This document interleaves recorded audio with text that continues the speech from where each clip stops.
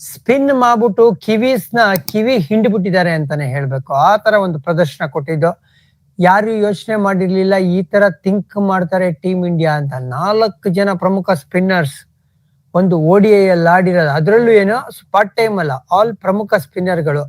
1970s ಅಲ್ಲಿ ನನ್ನ ಪ್ರಕಾರ ಸ್ಪಿನ್ ಕ್ವಾರ್ಟರೇಟ್ ಅಂತ ಮಾತಾಡ್ತಾ ಇದ್ವಿ. BS Chandrasekhar, ES Prasanna, Venkat Raghavan and Bishan Singh Bedi ಅಂತ. ಆ ತರ ಇಲ್ಲಿ ಟೀಮ್ ಇಂಡಿಯಾ ಇವತ್ತು ಇಳಿಸಿದ್ದು. ಹರ್ಷಿತ್ ರಾಣಾಗೆ ಬ್ರೇಕ್ ಕೊಟ್ಟಿದ್ರು, ವರುಣ್ ಚಕ್ರವರ್ತಿಗೆ ತಗೊಂಬಂದಿದ್ದು.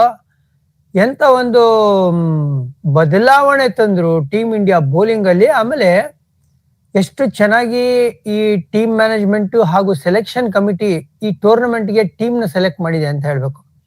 ಯಶಸ್ವಿ ಜೈಸ್ವಾಲ್ ನ ಬಿಟ್ರು, ಎಕ್ಸ್ಟ್ರಾ ಸ್ಪಿನ್ನರ್ ಬೇಕು, ವರುಣ್ ಚಕ್ರವರ್ತಿ ಎಕ್ಸ್ ಫ್ಯಾಕ್ಟರ್ ಆಗ್ತಾರೆ, ಎಸ್ಪೆಷಲಿ ಬುಮ್ರಾ ಇಲ್ದೇ ಇದ್ದಾಗ ಅಂತ ಯೋಚನೆ ಮಾಡಿ 5 ಪ್ರಮುಖ ಸ್ಪಿನ್ನರ್ ಗಳನ್ನ ಟೀಮ್ ಅಲ್ಲಿ ಹಾಕೊಂಡಿರೋದು. ಆಮೇಲೆ ಇವತ್ತು ನ್ಯೂಜಿಲೆಂಡ್ ವಿರುದ್ಧ ಮೋಸ್ಟ್ ಪ್ರಾಬಬ್ಲಿ ಇವರೇ ಬರ್ಬೋದು ಫೈನಲ್ಸ್ ಅಂತ ಯೋಚನೆ ಮಾಡಿ ಈ ಕಂಡೀಷನ್ಸ್ ಅಲ್ಲಿ ಟಾಸ್ ಸೋತ್ರು ಕೂಡ ನಾವು ಫಸ್ಟ್ ಬ್ಯಾಟಿಂಗ್ ಆಡಿದ್ವಿ. ಅಲ್ಲಿ ಜ್ಞಾಪಕ ಇರ್ಲಿ, ಸ್ಪಿನ್ ಟು ವಿನ್ ಮಂತ್ರ ತಗೊಂಡ್ಬಂದಿದ್ದು. ಬಿದ್ದಿದ್ದು 10 ವಿಕೆಟ್ ಅಲ್ಲಿ 9 ವಿಕೆಟ್ ತಗೊಂಡಿದ್ದು ನಮ್ಮ ಸ್ಪಿನ್ನರ್ಸ್.